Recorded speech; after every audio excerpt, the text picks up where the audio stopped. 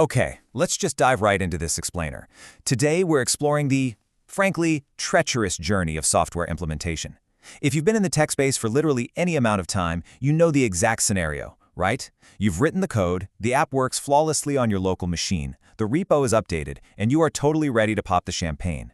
But, as we're going to see today, getting that brilliant project live and actually integrated into the real world, yeah, that's where the real friction begins. It's the exact point where so many promising projects just stall out, long after the coding is technically done. Now, there's a famous saying in the tech industry regarding project timelines. And honestly, it immediately validates that deep, existential frustration developers and founders inevitably feel. It all revolves around a single, pretty daunting number, 90%. The saying goes like this. The first 90% of the code takes 10% of the time, and the remaining 10% takes the other 90% of the time. And wow, this brilliantly captures the exact friction point we're covering today. Implementation is where the rubber finally meets the road. Getting working code actually integrated into a live, unpredictable enterprise environment is just a completely different beast than writing it in the pristine vacuum of your local server. So here's our map of the gauntlet for today. We're going to navigate the integration nightmare, the data migration trap, scope creep, user adoption, and finally, look at a survival guide. All right, let's jump right into Hurdle 1, the integration nightmare. This is basically what happens when your brand new software is forced to talk to existing legacy systems. I mean, think about your own legacy tech stack for a second.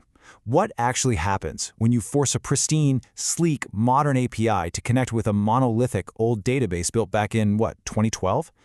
Unless you're building a startup totally from scratch, your software has to interface with these old systems. And as any veteran engineer knows, those legacy systems are almost always undocumented and held together by little more than hope and, digital duct tape.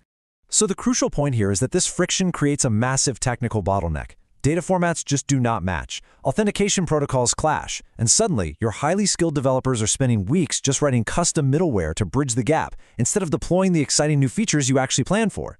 It's like all forward momentum completely stops while you try to force two completely different eras of technology to just shake hands. Next in our gauntlet of escalating danger is moving the actual information, which brings us to Hurdle 2, the data migration trap. Now, you might assume that moving data from an old system to a newly built one is a straightforward transfer. Like, is it really just a simple copy and paste job? Export a CSV, import a CSV, and call it a day. Absolutely not, and the reason comes down to the fundamentally messy nature of old records. See, older systems often allowed really loose formatting. Maybe a legacy text field lets you put in letters and symbols where there should literally only be numbers.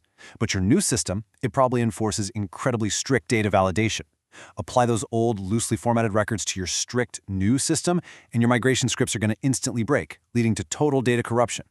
Now, what's really interesting, and honestly terrifying about this, is the severe consequence of failing to perfectly map that messy data. It leads to something called launch day paralysis. If those mismanaged migration scripts fail during the final cutover, you don't just have a buggy app, you entirely paralyze the business the very moment you try to go live. Everything grinds to a halt. Okay, having survived the pure technical traps, we now shift into the human hazards, starting with Hurdle 3, scope creep, and moving goalposts. If you've ever managed a software project, you know this quote all too well. Have your stakeholders ever seen the live environment during rollout and innocently asked, "Oh, can it also do this one little thing?" It sounds so completely harmless, doesn't it? Just one tiny button, one quick extra report. But what this brilliantly illustrates is the dangerous domino effect mid-implementation. First, that one little thing is requested. Second, because the core architecture is already locked in, that tiny request cascades into a massive architectural shift. Third, timelines stretch and budgets just blow up. And finally, your team faces severe burnout before the software even goes live. They're constantly chasing a finish line that literally keeps moving. It absolutely devastates team morale. And that brings us to Hurdle 4, user adoption, the final and arguably the absolute hardest part of the gauntlet. Let's just state a harsh truth here. You can build the most secure, perfectly automated, technically flawless tool in the entire world. But if the end users hate the new workflow and reject the change, the entire implementation fails. Simple as that. It turns out, software implementation is truly as much about human psychology as it is about writing clean code. So the crucial point here is that we severely underestimate the psychological friction of change. If users find the new UI confusing, or if they weren't properly trained, they will always find workarounds. They'll just abandon your flawless software and inevitably revert back to their comfortable, familiar old spreadsheets. You just can't force adoption through software superiority alone. Now that we've mapped out the intense technical and human hazards, how exactly do we survive this phase? Let's look at the Implementation Survival Guide. Definitely take note of these actionable solutions, which come straight from our sources, to safeguard your next rollout. First, thorough pre-implementation testing to catch those middleware issues early. Second, rigorous data audits long before launch day. Third, setting incredibly strict boundaries on scope to protect your team. And fourth, getting your end users involved early in the process so they feel like champions of the software, not victims of it. Really, what you should take away from this explainer is this core philosophy. Treat implementation as a core phase, not an afterthought. It can't be something you just try to figure out on launch week. If you actively plan for these hurdles as a fundamental part of the development lifecycle, you can absolutely overcome them. So, I'll leave you with this final thought to evaluate your own project life cycles. Look at your current roadmaps.